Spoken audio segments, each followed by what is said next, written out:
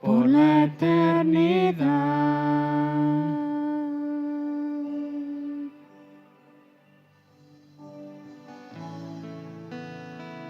Solo me imagino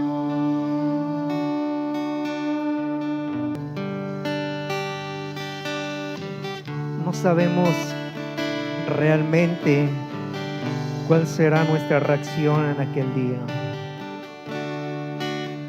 Imaginamos que correremos, que lloraremos, que saltaremos. Imaginamos muchas cosas, pero yo creo que la realidad será mucho más gloriosa, oh Dios. Si hoy no sabemos qué hacer cuando estamos cantando, cuando estamos adorándote, cuando estamos en tu presencia, cuando el mover de tu Espíritu Santo está en nuestras vidas, no sabemos si llorar, si gritar, si reír, no sabemos si en el momento saltar, si postrarnos delante de ti de rodillas o completamente delante de ti. Si hoy, Señor, al cantar, no sé, nuestro cuerpo, nuestras emociones no dan para más, porque no sabemos cómo responder, ese día será maravilloso. Hoy disfrutamos de tu dulce presencia, del mover de tu Espíritu en nuestras vidas, de cada corazón. Pero Señor, llegará un momento en el que lo disfrutaremos por toda una eternidad. Sí, Señor.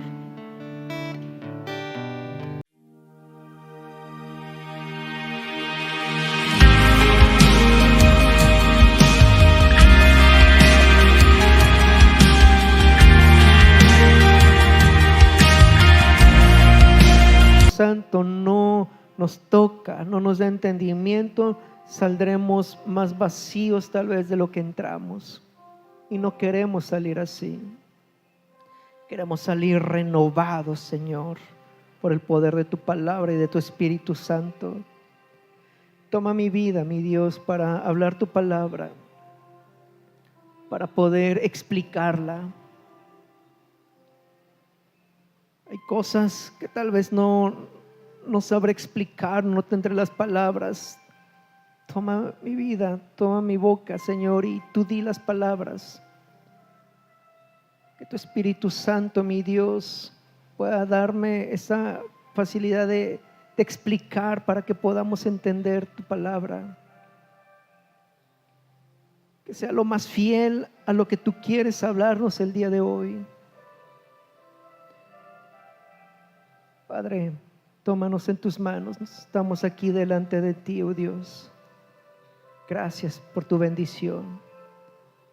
En el nombre precioso de tu Hijo Jesús. Amén. Aleluya. ¿Está bendecido? Yo estoy bendecido por el Señor porque Él ha sido maravilloso en nuestras vidas, en mi vida. Voy a invitar a que abra sus Biblias en el libro de Eclesiastés, o el predicador, como dicen algunas Biblias, en el capítulo 1, y vamos a leer del versículo 2 al versículo 11. Recuerde que la semana antepasada iniciamos con una nueva serie. La pasada fue los bautizos. 2 domingos atrás iniciamos con una nueva serie que se llama El propósito y significado de la vida. Y la semana antepasada vimos un tema que se llamó la gran búsqueda del ser humano. El día de hoy vamos a hablar de un tema llamado el vacío de una vida sin propósito. ¿Amén?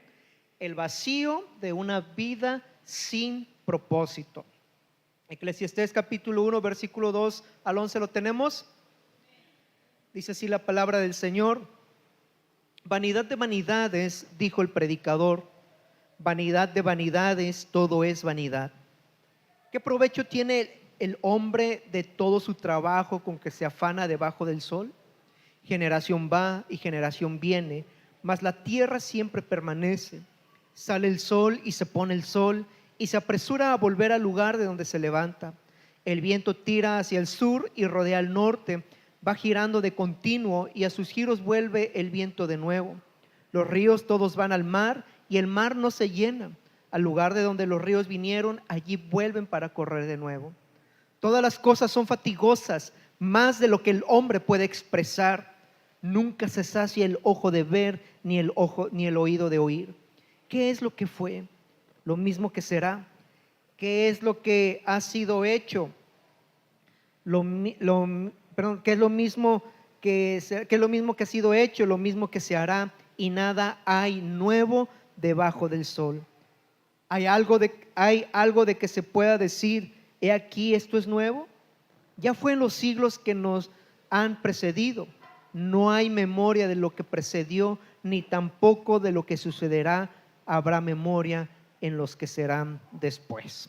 Tome su lugar, por favor. Fíjese que Dios ha permitido una serie de acontecimientos en nuestras vidas, y pues el domingo pasado ya algunos se dieron cuenta de lo que pasó, era con mi carro. Algunos dijeron que ya me aplacara, o sea, ya fueron muchos, ya llevo 2 carros. Otros me dijeron, vamos a hacerle una limpia. Claro, todo esto yo sé que es en broma. Y fíjese que siempre vemos algo que veíamos el día viernes, es que siempre vemos lo negativo o lo malo de las cosas. Nuestra mente siempre se va en las circunstancias, pero no nos deja ver lo bueno que es Dios con nosotros. En medio de todo eso, yo no le dije a Dios por qué, y no le dije nada, solamente le pedí ayuda, fortaleza y misericordia, porque pues en cierta manera es una fuente de ingresos que ahorita está detenido, va a ser aproximadamente un mes que va a estar detenido ahí, en lo que se consiguen las piezas y lo reparan. Pero bueno, hemos visto la mano y misericordia de Dios, y sobre todo porque Dios nos llevó a meditar en algo que no pudimos ver, pero que Dios permitió que viéramos después de lo que sucedió, incluso todavía días atrás que platicaba con mi esposa. Y es que el tubo que salió proyectado de aquel movimiento que estaban haciendo con una máquina de mano de chango a un camión, se reventó el tubo y salió proyectado al carro y pegó en la parte de atrás de mi lado. Yo pensé que nada más había pegado en el costado de la puerta porque reventó el vidrio mucho, pero no, el tubo entró al carro, porque se ve en el cielo, fue algo que no nos habíamos percatado, en donde ese tubo tiene un pico, es un PTR con un pico, y entró y pegó en la parte del cielo del carro, pero lo hizo centímetros atrás de mí. Entonces ese tubo fue lo que hizo que entrara, no sé cómo estuvo el golpe, pero entró, reventó el vidrio, y todos los pedazos de vidrio saltaron hacia el pasajero y hacia mí, que estaba mero adelante. Y analizaba, Dios me hacía ver de que si no hubiera sido por la mano de Dios, ese tubo tal vez sí me hubiera pegado en la cabeza, y era con un pico. En el momento yo vi un carro dañado, dinero parado, y Señor, ¿cómo le vamos a hacer? Pero Dios siempre nos enseña en todo y nos bendice en todo momento, porque hasta el día de hoy Él ha sido fiel y misericordioso con nosotros como familia, y agradezco a cada uno de mis hermanos que nos han bendecido con algunas ofrendas, con algunas despensas. Dios los bendiga y les multiplique al 100, al 200, todo lo que están haciendo por nosotros, en verdad, hermanos. Y que no solamente lo hagan con nosotros, sino que lo hagan también cuando vean y conozcan de un hermano en Cristo que también está pasando una situación difícil. ¿Por qué le digo esto? Porque mire, nos enfocamos tanto en lo cotidiano, en lo que estamos viviendo alrededor en nuestras vidas, lo que tenemos, lo que no tenemos, lo que ganamos, lo que perdemos, que empezamos a ver la vida, como lo dice el predicador, solamente por debajo del sol, es decir, terrenalmente, y dejamos de ver la vida de la eternidad. Dejamos de ver la vida que está por encima del sol, que quiere decir lo eterno, lo que Dios tiene para nosotros.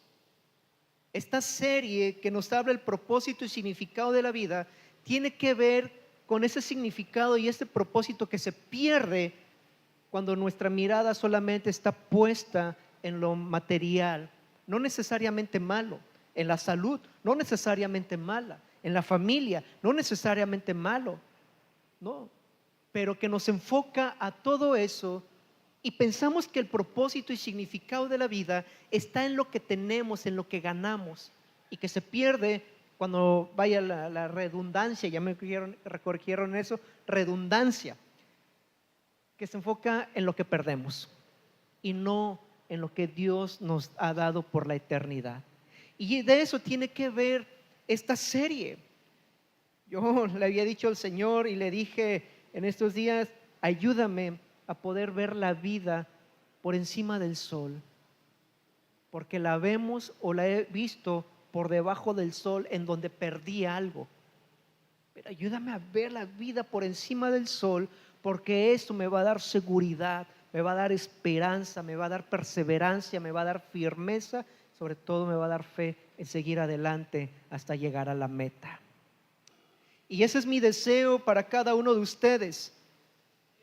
Es un tema muy hermoso, algo extenso, pero no me voy a preocupar en dárselo rápido para poder avanzar al siguiente tema. Me voy a preocupar en lo que Dios quiere para nuestras vidas, en el poder entender claramente lo que esto significa para nosotros, para nuestras vidas. Ya que, iglesia, hay algo que nosotros tenemos que aprender a entender o a reconocer, y es que el vacío de la vida no es un accidente. El vacío que nosotros tenemos no es algo accidental, sino que es el resultado de buscar solamente lo propio, de buscar lo que queremos, lo que nos satisface en las cosas temporales, en lugar de buscarlas en Dios. Cuando nosotros buscamos las cosas temporales en lugar de buscarlas en Dios, entonces empezamos a experimentar un vacío en nuestro corazón. Mire, cuando el ser humano intenta construir el significado de su vida únicamente en las cosas de este mundo, que como le digo, conforme vayamos avanzando veremos que no es malo, muchas de las cosas no son malas, son regalos de Dios. Pero cuando nosotros empezamos a construir nuestra vida únicamente con las cosas de este mundo, inevitablemente vamos a terminar enfrentándonos a un vacío, a una decepción. Y eso, iglesia, nos va a causar muchos problemas. Mire, existe una pregunta que aunque muchos nunca la han expresado en voz alta, sí la han pensado, y tarde o temprano aparece en el corazón de toda persona. No importa la edad, no importa la situación económica, no importa la cultura, no importa la profesión, todos en algún momento de la vida nos preguntamos o nos vamos a llegar a preguntar, ¿para qué estoy aquí? No sé si usted se ha preguntado eso alguna vez. ¿Para qué estoy aquí? ¿Cuál es mi propósito? Algunos comienzan a hacerse esta pregunta cuando son jóvenes. Otros cuando llegan a una edad media. Otros cuando ya pues estamos en una edad de la tercera edad, vaya. ¿Para qué estoy aquí? ¿Qué estoy haciendo aquí? Muchos la enfrentan después de una tragedia, cuando ocurre un accidente, o por ejemplo, ahora que yo me puse a pensar en eso que pasó, empezamos a reflexionar en nuestras vidas. Muchos nos lo preguntamos a través del fallecimiento de un familiar, de alguien muy cercano, o de una persona que nosotros supimos que falleció. ¿Para qué estoy aquí? Es una pregunta que todo ser humano se ha hecho o nos vamos a hacer. Esta pregunta muchos se las han hecho también después de alcanzar el éxito. ¿Y ahora qué? Ya obtuve lo que tanto quería, ¿y ahora qué? Hay personas que han dedicado su vida, han dedicado años para fundar una empresa y ya lo lograron.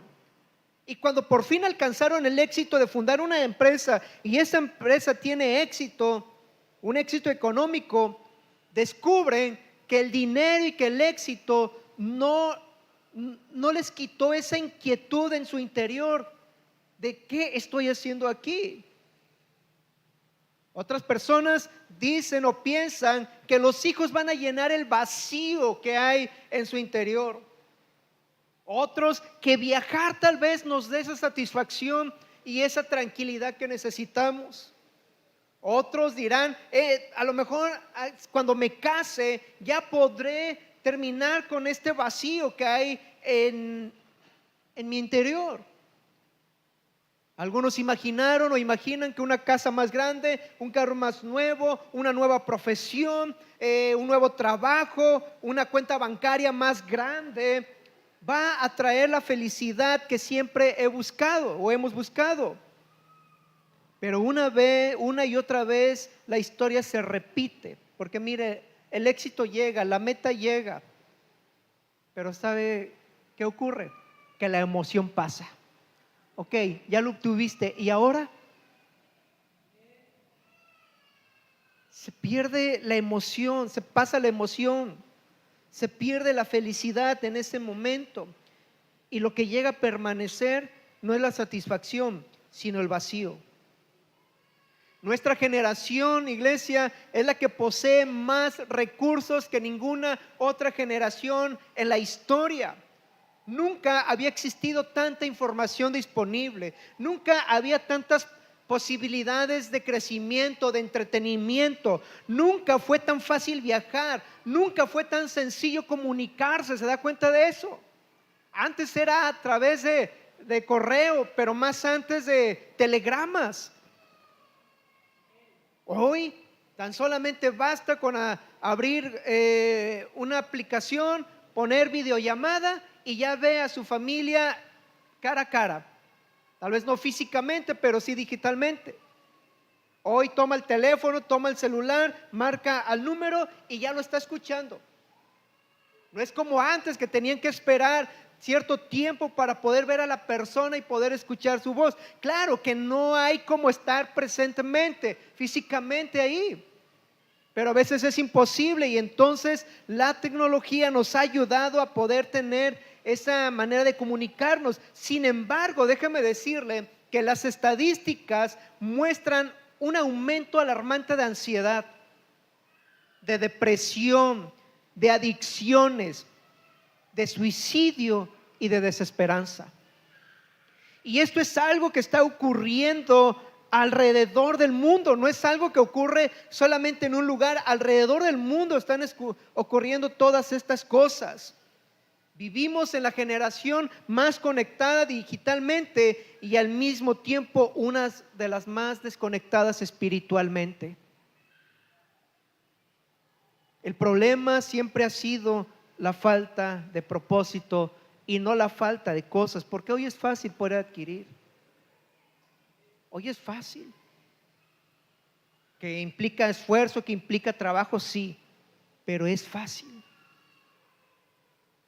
Y aquí es donde el predicador o Eclesiastés entra en escena, no como un libro pesimista o negativo, un libro deprimente, sino que entra como uno de los diagnósticos espirituales más honestos que encontramos en la Escritura. Mientras Proverbios nos enseña cómo vivir sabiamente, Eclesiastés nos muestra lo que sucede cuando el ser humano intenta construir una vida dejando a Dios a un lado. Proverbios nos muestra sabiduría, pero Eclesiastés nos muestra el resultado de construir una vida lejos de Dios. Permítame hacerle una pregunta. Si hoy usted alcanzara aquello con lo que ha soñado, hoy usted tuviera esa petición por la que tanto ha orado delante de Dios, obtuviera eso por lo que tanto ha trabajado diariamente y se ha esforzado, dígame, puede ser la casa que desea, el automóvil, la salud, etcétera. ¿Sería suficiente para sentirse completamente satisfecho o satisfecha durante el resto de su vida? Si usted el día de hoy recibiera eso que tanto ha anhelado, tanto ha deseado y ha orado a Dios, ¿sería suficiente para estar completamente satisfecho o satisfecha el resto de su vida? Que a partir de esto su vida ya no es igual, ya cambió, ya es transformada y hacia adelante.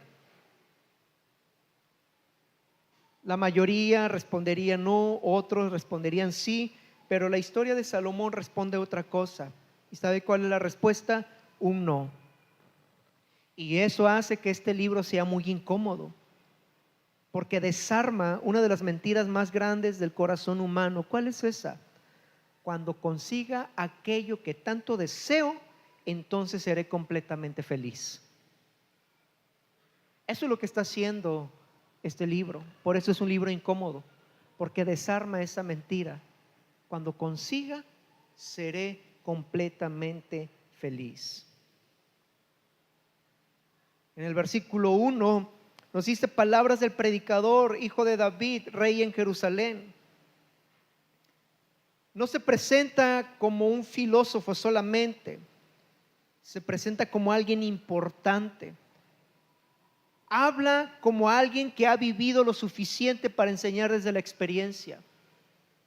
Está hablando de alguien que ha vivido mucho y que puede explicarnos realmente con argumentos sólidos de que lo que nosotros creemos que nos va a dar la felicidad no nos las va a dar.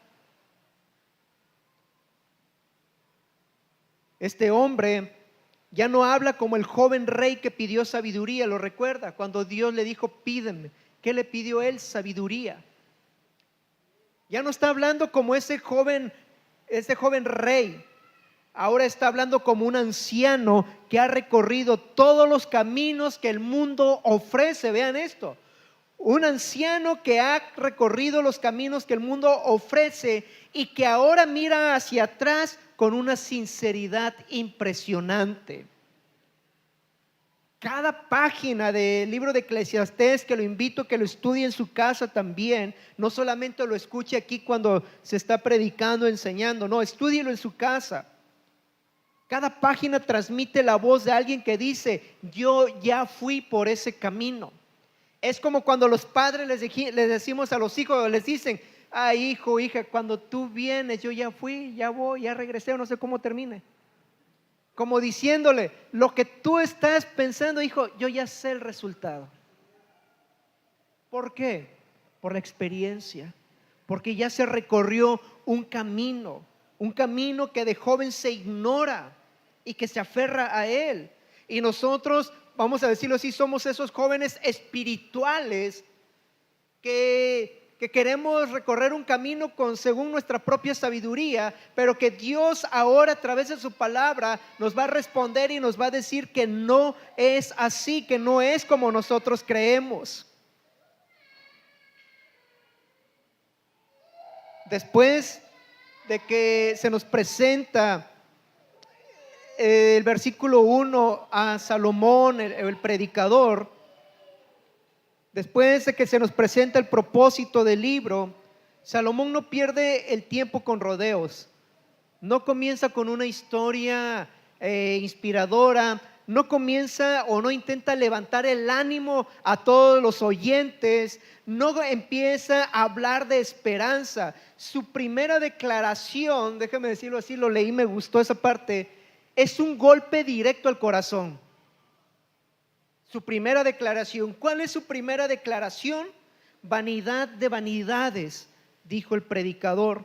Vanidad de vanidades, todo es vanidad. Estas son las primeras palabras del discurso de Salomón. Y esto nos habla de un diagnóstico de la vida sin Dios. Esta es una palabra que en su original significa Ebel Babalín. Bueno, así se lee, no sé si exactamente así se pronuncia, pero así se lee Ebel Babalín. Y literalmente significa vapor de vapores. Y esto es algo para aprender. Esto es una construcción hebrea conocida como superlativo. Los que quieran aprender de la Biblia, más adelante vamos a dar unas clases, hermanos, se están preparando para eso, para poder interpretar la Biblia, para poder predicar. Pero mire, esto es una construcción hebrea conocida como superlativo. Le voy a dar algunos ejemplos. Cuando leemos Cantar de los Cantares, está diciendo el mejor de todos los cantares. Cuando nosotros leemos Rey de Reyes, está hablando del Rey Supremo. Cuando nosotros hablamos o leemos, escuchamos Señor de Señores, estamos hablando de un solo Señor, un Señor absoluto. El Señor que está por encima de ¿quién? De todos los señores. El Rey que está por encima de ¿quién? De todos los reyes. Es algo que se repite para darle un gran peso. Entonces, cuando Salomón está diciendo vanidad de vanidades, está diciendo la mayor expresión de lo pasajero. No está diciendo simplemente la vida es difícil o no es como la imaginas. Lo que Salomón está diciendo es la vida, cuando se vive separada de Dios, es tan fugaz como el vapor que aparece unos segundos y desaparece después. Así es la vida, un vapor que aparece en segundos y en segundos desaparece igualmente. Esta palabra aparece alrededor de 38 veces en el libro de Eclesiastés. Y esta palabra, como se los decía, significa literalmente vapor, aliento, neblina, humo, algo imposible de atrapar. Salomón no está diciendo que la creación sea mala. Vanidad de vanidades, todo es vanidad, no. Lo que Salomón está diciendo, iglesia, es que las cosas creadas son buenas como regalo de Dios, pero son incapaces de convertirse en el propósito final de nuestra existencia. Todo lo que nosotros tenemos, iglesia, es un regalo de Dios. Y hay una diferencia entre disfrutar algo y vivir para ello. Por ejemplo, no es pecado trabajar ni disfrutar el trabajo. No sé a cuántos de aquí les gusta el trabajo, pero no es pecado disfrutar el trabajo. No es pecado invertir tiempo en el trabajo. No es pecado tener dinero. Yo creo que todos nos gustaría tener más dinero de lo que tenemos y por eso trabajamos más. No es pecado trabajar ni disfrutar mucho menos del dinero, gastar lo que he ganado en algo que he querido o en un proyecto que soñé desde años atrás. No tiene nada de malo. No es pecado disfrutar el matrimonio ni los hijos. No es pecado disfrutar de la familia. No es pecado disfrutar de las vacaciones. Algunos ya nos hacen falta vacaciones. No es pecado de repente decir, me voy a ir de vacaciones. Gloria a Dios. La palabra de Dios nos habla de descanso. No es pecado descansar, tener un día de descanso. Todo eso puede ser recibido con gratitud. El problema comienza cuando el trabajo, cuando la salud, cuando la familia, cuando las vacaciones, cuando el dinero, cuando los objetos materiales dejan de ser regalos y se convierten en dioses. Porque ninguna de esas cosas fue diseñada para soportar el peso de darle significado a nuestra existencia. Nada de eso puede soportar el peso de darle significado a nuestras vidas. Esos son regalos de Dios. La familia que tiene, el dinero que tiene, el trabajo que tiene, la casa que tiene, todo es regalo de Dios. Su familia, sus hijos, todo, su ministerio, todo es un regalo de Dios. Pero imagínese esto. Imagínese un niño que está recibiendo su regalo de cumpleaños, el regalo que siempre ha querido. Y llega papá y llega mamá y le dan ese regalo a ese niño.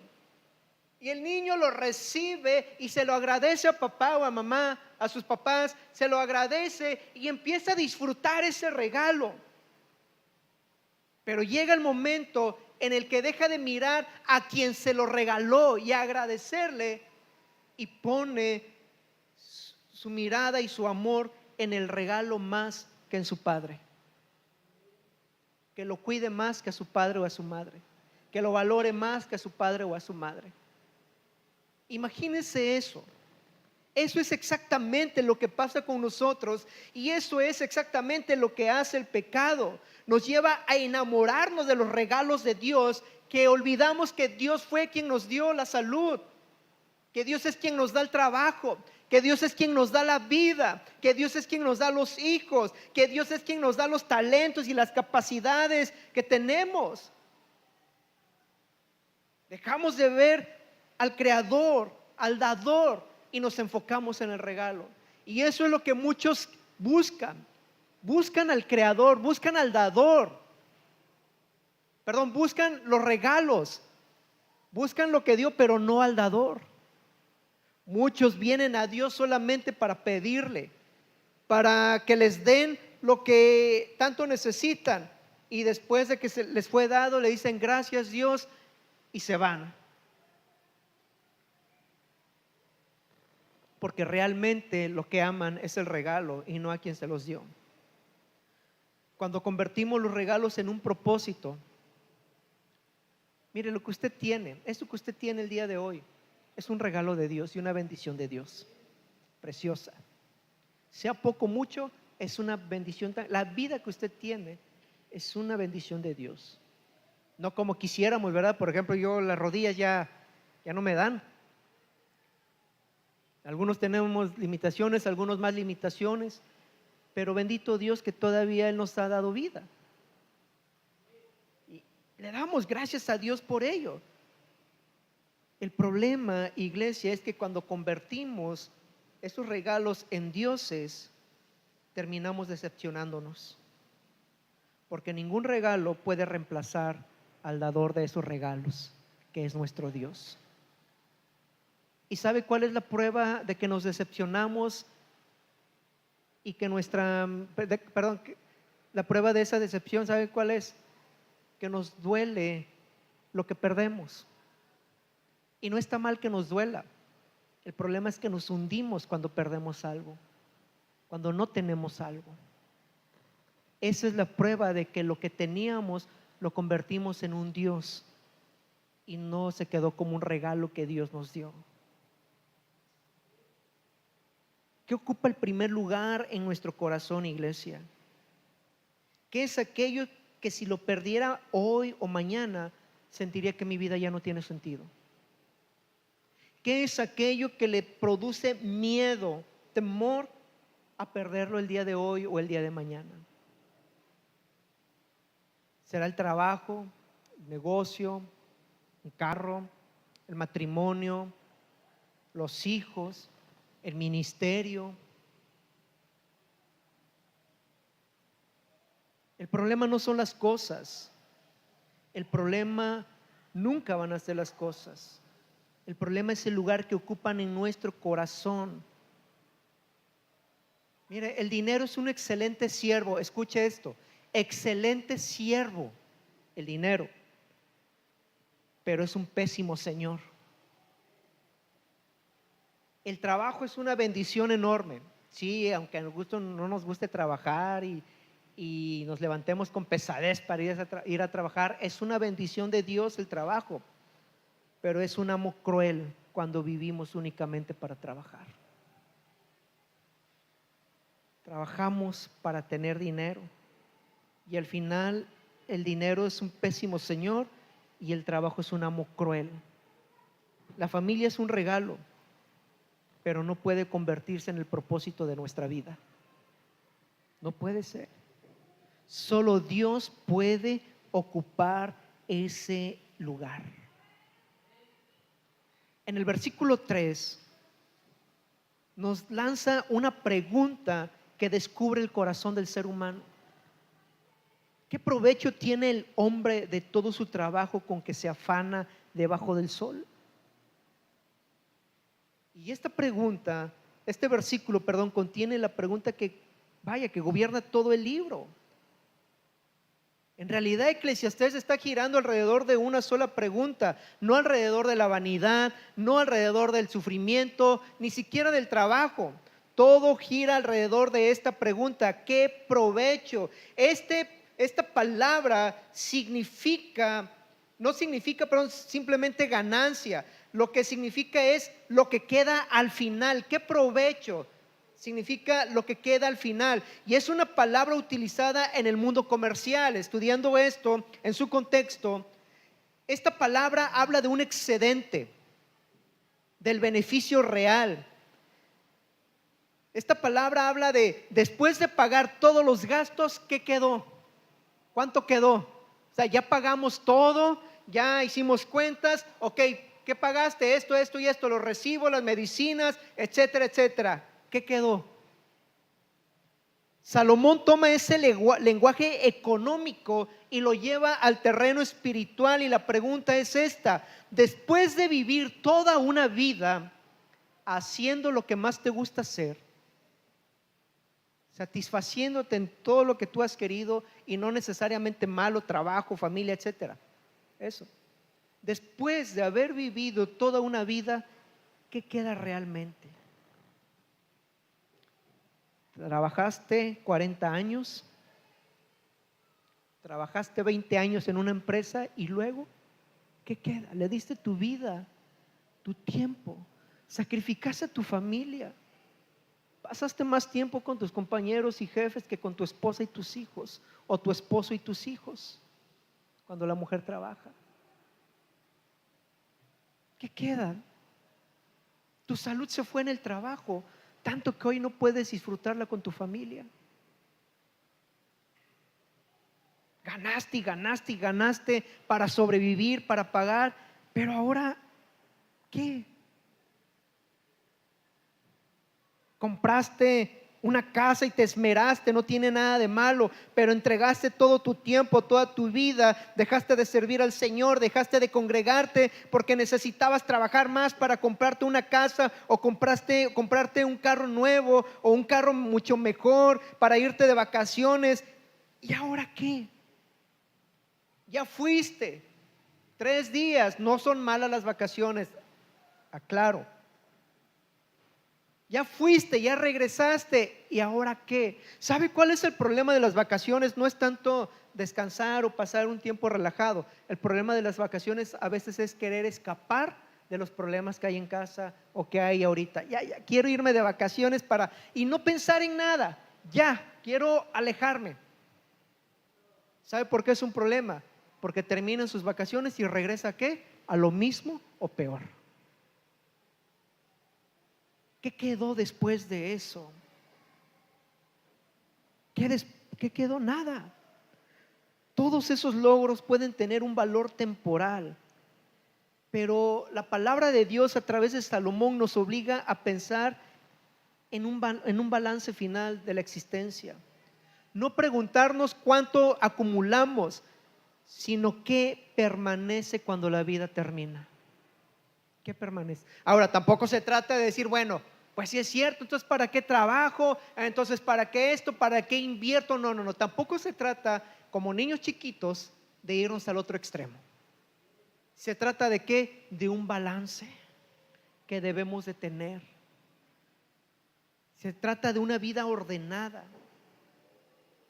En este pasaje dice: ¿qué provecho tiene el hombre de todo su trabajo con que se afana debajo del sol? Y esto es clave. En este mismo versículo aparece por primera vez la expresión que aparece en muchas partes en Eclesiastés: debajo del sol. Esta frase aparece cerca de 30 veces en el libro, y es la manera de ver en la que Salomón realiza un experimento. No significa que Dios no exista, significa observar la vida únicamente desde un horizonte terrenal. Es cuando no estamos pensando en Dios, es cuando no estamos pensando en el que un día seremos arrebatados como iglesia. Es como cuando no estamos pensando que los tesoros en la tierra son pasajeros y los tesoros espirituales son eternos. Se trata de eso. Cuando en nuestra mente no pasa la iglesia, no pasa Dios, no pasa nada que tenga que ver con algo religioso, vamos a decirlo así. Salomón está diciendo que es la vida reducida solamente a lo que los ojos pueden ver, solamente a lo que usted puede ver que está delante de usted. cuando no ve la eternidad, cuando no ve que hay un juicio final, porque sí sabe que hay un juicio final, ¿verdad? ¿Y usted ya pensó en ese juicio final? ¿Usted va a estar en ese juicio final? ¿Dónde va a estar usted? En el tribunal de Cristo. Ah, bueno, y hay unos que titubearon, otros ya supieron exactamente qué. Pero muchos no estamos pensando en eso, ni en el tribunal de Cristo, ni en el juicio final, en dónde quiero estar. Muchos no pensamos en la esperanza futura, como ahorita cantábamos, solo me imagino. No sé si usted se lo ha imaginado. No sé si no se lo imagina solamente cuando lo canta, a través de este canto, sino cuando está en su casa. ¿Cómo será aquel día, Señor? Señor, yo afanándome aquí, matándome, muriéndome de un ataque de crisis, de desesperación, y no he pensado en lo eterno. Mire, iglesia, cuando el ser humano vive solo debajo del sol, tarde o temprano descubre que ninguna respuesta es suficiente. Vivimos en una sociedad que mide el éxito por lo que posee una persona, por lo que logra antes de morir. Pero Eclesiastés cambia completamente la pregunta y no dice ¿qué lograste? ¿Sabe qué pregunta? ¿Qué permanece? ¿Qué es lo que te queda? Hay personas que llenan su agenda y vacían su alma, acumulan experiencia pero descuidan la comunión con Dios, construyen un patrimonio y es bueno, pero nunca edifican su vida espiritual. Le dejan a su familia un legado material y es bueno que deje un legado material, pero no dejan un legado espiritual. Salomón lo que está haciendo con estas palabras, y mira, apenas vamos 2 versículos. En 2 versículos Salomón nos invita a detenernos y a hacer un inventario espiritual. No del dinero que tenemos, porque tal vez algunos no tenemos nada. De la salud ni se hable. No de los títulos, no de los aplausos, sino del estado de nuestro corazón delante de Dios. Eso es lo que Salomón está diciendo. ¿Qué queda? Evalúa tu vida espiritual. ¿Qué has logrado? ¿Cuánto has crecido desde que conociste al Señor? ¿Cuánto has conocido del Señor desde que aceptaste a Cristo? ¿Cuánto ha sido transformado tu carácter, tu vida desde que llegaste al conocimiento de Dios? Eso es lo que dice Salomón, no de lo que posees, sino del estado de tu corazón delante de Dios. Yo creo que la pregunta más importante de la vida o de nuestra vida no es cuánto hemos logrado, sino cuánto permanecerá cuando todo lo demás desaparezca. ¿Qué va a permanecer cuando todo desaparezca?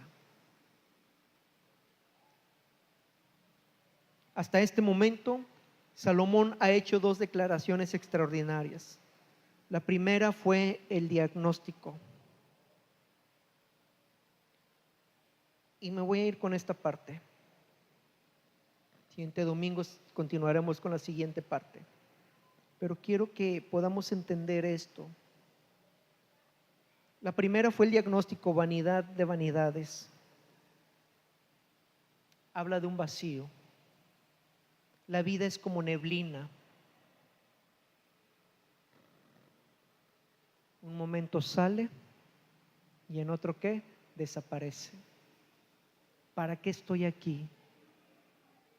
¿Cuánto me estoy afanando? Mire, el Señor a nuestras vidas nos ha estado hablando y nos está haciendo ver muchas cosas que no veíamos anteriormente.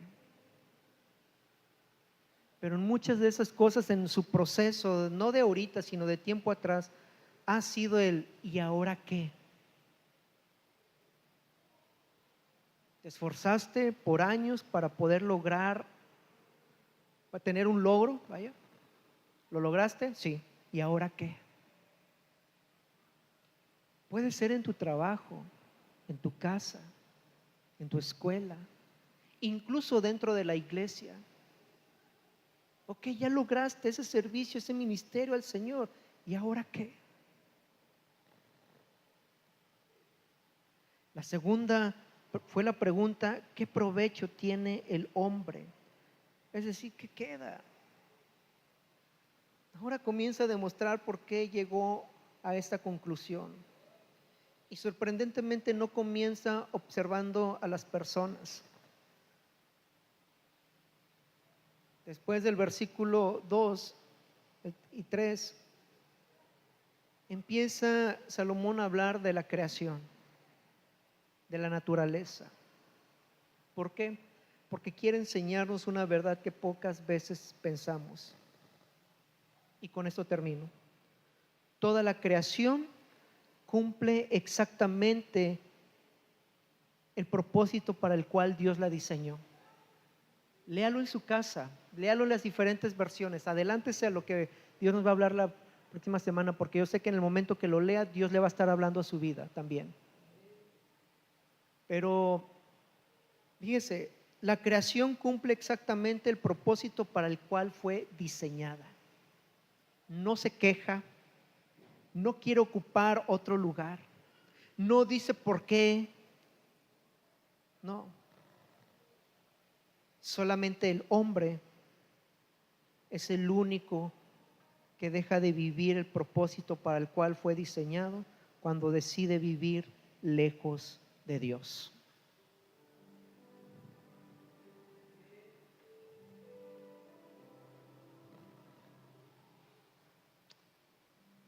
No sé si usted se ha puesto a detener, iglesia, en su vida, en lo que ha llegado ahorita.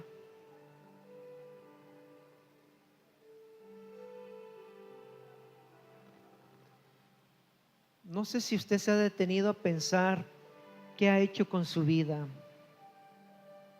qué ha pasado con su vida. ¿Por qué estoy aquí? ¿Para qué? Déjeme decirle que incluso como creyentes llegamos a decir esto por el vacío que hay en nuestras vidas. ¿Sabe por qué? Porque nos alejamos de Dios. Y alejarse de Dios, iglesia, no implica irse de la iglesia, dejar de congregarse. Alejarse de Dios es dejar de tener comunión con Él, de hablar como lo hacíamos antes. Recuerde aquel tiempo cuando vino a Cristo, cuando estaba en ese avivamiento espiritual en su vida, en el que oraba todos los días, en el que todo era motivo de agradecimiento, en el que todo era motivo para hablarle de Cristo a una persona. Recuerde aquellos días de cuando usted le quería leer la palabra, quería escuchar la palabra, quería que le enseñaran la palabra. Recuerde aquellos días cuando usted decidía creer en Dios, tener fe en Dios. Cuando nos alejamos de Dios es cuando dejamos de hacer eso. Orar con la misma intensidad de antes, leer con el mismo deseo de antes, creer con la misma fe de antes. Cuando nos desesperamos y queremos actuar por nuestra propia cuenta, eso es alejarse de Dios. No el que deje de congregarse, no. No el que diga: Señor, yo ya no quiero nada contigo, me voy, no. Algunos lo hacen de esa manera, pero otros lo hemos llegado a hacer o lo estamos haciendo de esta segunda, dejando de hacer lo que hace años hacíamos con tanta devoción.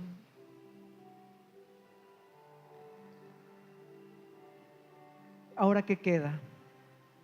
Pregúntese esto. Ya logré esto, ¿y ahora qué? Ok, el día de mañana ya voy a recibir esto, ya lo voy a lograr. Ya obtuve mi aumento de sueldo. ¿Sabe qué pasa? Cuando recibimos el aumento de sueldo, queremos más. ¿Por qué?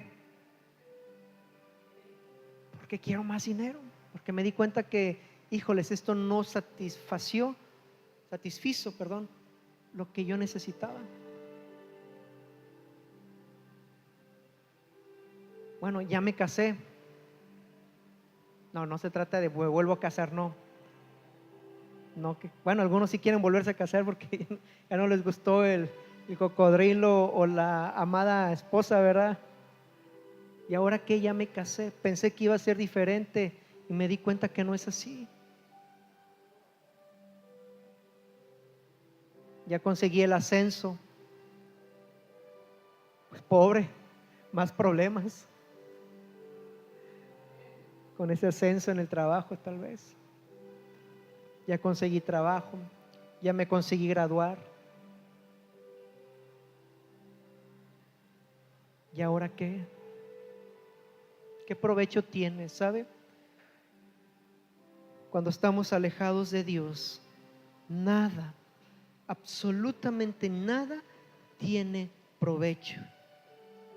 Y todo es temporal. ¿Por qué no se pone de pie en esta tarde y me acompaña a hacer esta oración y a decirle al Señor: híjoles, creo que iba por el camino equivocado. Mire, en todas maneras Dios nos habla. Dios nos habló a nosotros y me habló. Voy a hablar de mi propia experiencia, que a mi esposa Dios le ha hablado, de mi propia experiencia, mi propio testimonio. Dios me habló y me dijo estas mismas preguntas. ¿Y ahora qué?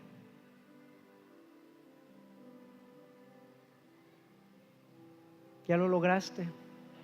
¿Qué sigue? Ya se dañó, ya te lo dañaron. ¿Te das cuenta que todo es pasajero?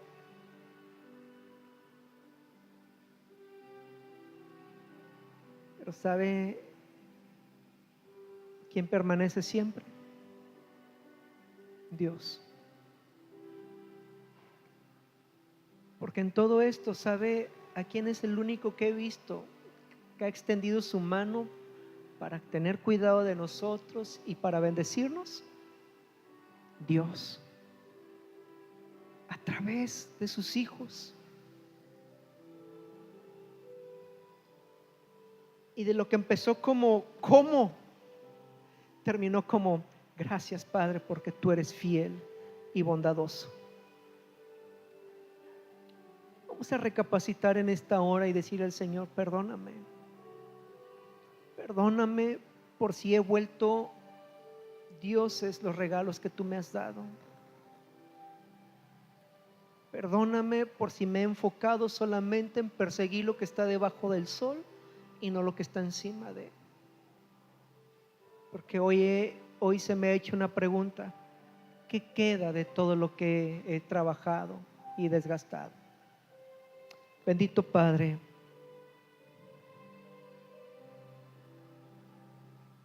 tú eres fiel, tú eres tan benevolente, mi Dios, porque no nos das lo que es justo. Aunque nosotros a veces oramos y decimos: solo lo que es justo, Señor, solo lo que es justo. Pero cuando tu palabra nos habla, nos damos cuenta que lo justo, mi Dios, es no tener nada, es no recibir nada.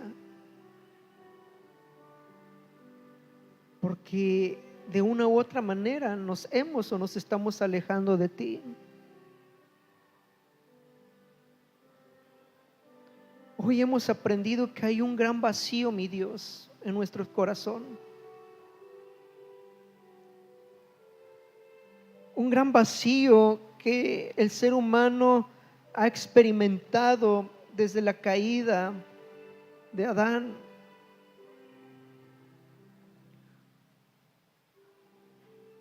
Y que ese vacío, mi Dios, nos deja una vida sin propósito.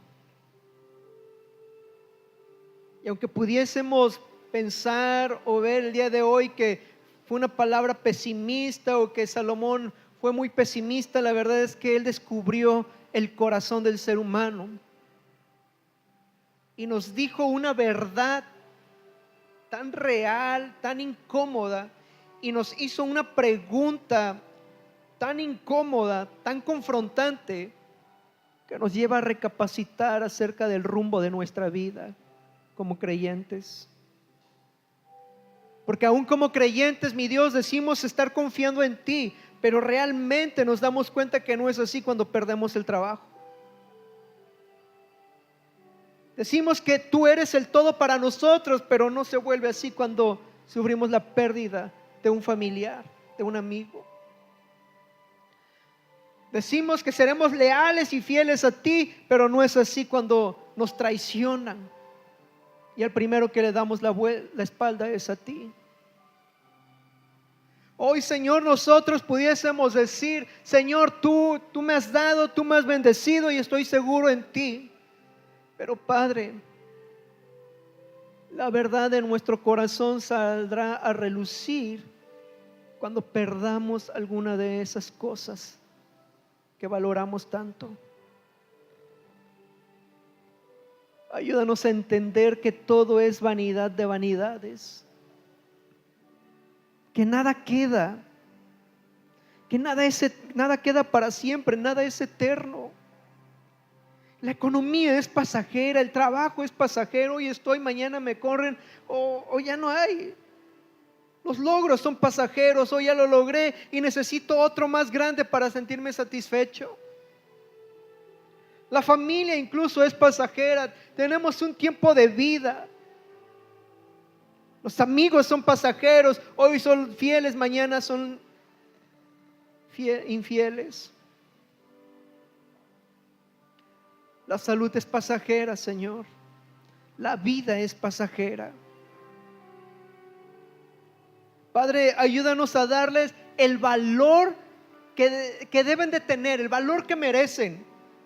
Dándole importancia al trabajo, dándole importancia a la familia, al matrimonio, al dinero. Dale importancia a eso porque son regalos, son bendiciones que tú nos has dado. El día de hoy no nos hablaste que el dinero, que la familia, que el trabajo, que el matrimonio es pecado. No nos dijiste que eso es pecado y que debemos alejarnos de eso. Nos dijiste que son regalos, son dádivas que vienen de ti. Bendiciones que muchas de ellas no merecemos, pero que tú nos das en tu benevolencia, en tu misericordia. Nos dijiste que el pecado está en cuando ese regalo se vuelve un Dios para mí y le cedo el propósito de mi vida. Cuando a quien le debo de ceder el propósito de mi vida es a ti. Quiero más de ti.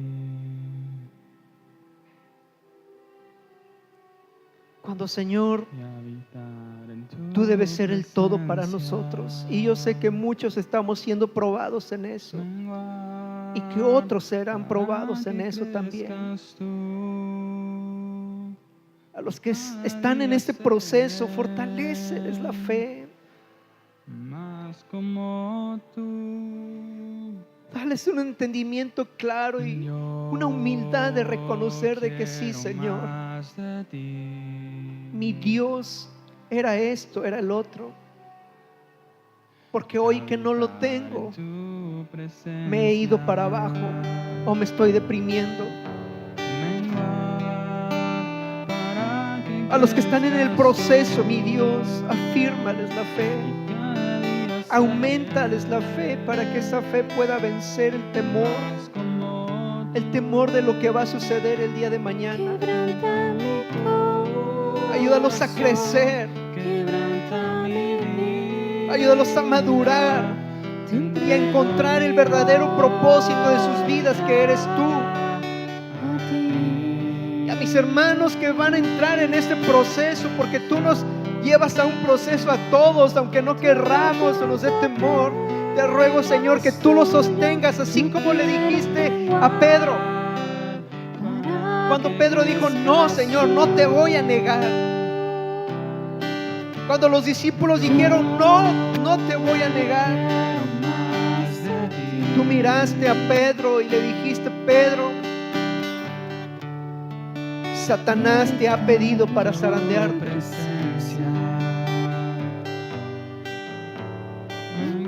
Pero ten ánimo, yo he rogado al Padre para que tu fe no falte.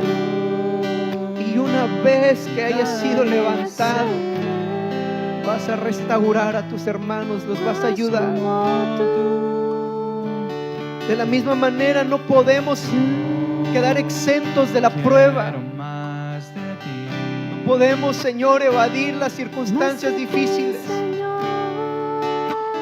Y tú permites que pasen en nuestras vidas, e incluso tú eres quien nos lleva a esa situación o produce esas situaciones.